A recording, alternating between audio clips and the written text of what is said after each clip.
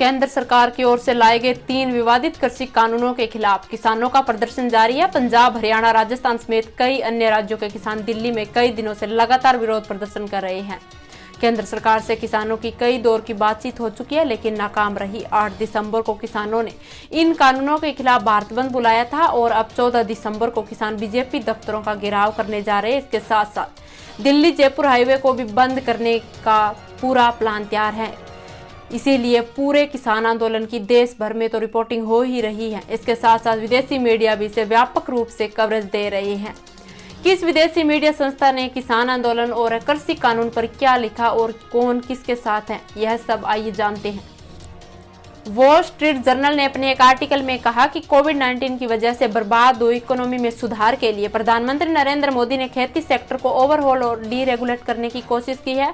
Wall street की report में आगे कहा गया कि जिस तरह मोदी सरकार बदलाव करना चाह रही है, कई इकोनॉमिस्ट इसकी सालों से मांग करते आ रहे हैं। उनका कहना है कि इससे निवेश बढ़ेगा, इनोवेशन को बढ़ावा मिलेगा और प्रभावकारिता बढ़ेगी। रिपोर्ट में वॉशिंगटन डीसी के sector for strategic and international studies के इंडिया एक्सपर्ट रिचर्ड रासो के हवाले से कहा गया कि किसान चिंता जता रहे हैं, लेकिन बड़े स्तर पर इस तरह के आधुनिकीकरण कदम जरूरी है। इसके बाद ब्रिटिश अखबार गार्जियन ने अपने एक आर्टिकल में कहा कि किसान प्रदर्शन जाति और वर्ग, शहर, गांव से ऊपर उठ चुके हैं। मोदी सरकार के खिलाफ ये काफी बड़ा जन विद्रोह है और प्रदर्शनकारी लंबी तैयारी से आए हैं। वॉशिंगटन पोस्ट के लिए पत्रकार बरखा दत्त ने लिखा कि एक कानून के खिलाफ शुरू हुआ प्रदर्शन अब कुछ बड़ा बन गया है। इससे सांस्कृतिक पहचान, लोकतंत्र और असहमति जैसे मुद्दों पर भी बातचीत को शुरू किया है। दत्त ने लिखा कि यह बीजेपी के खिलाफ केवल नागरिकों के सबसे बड़े आंदोलन में से एक है।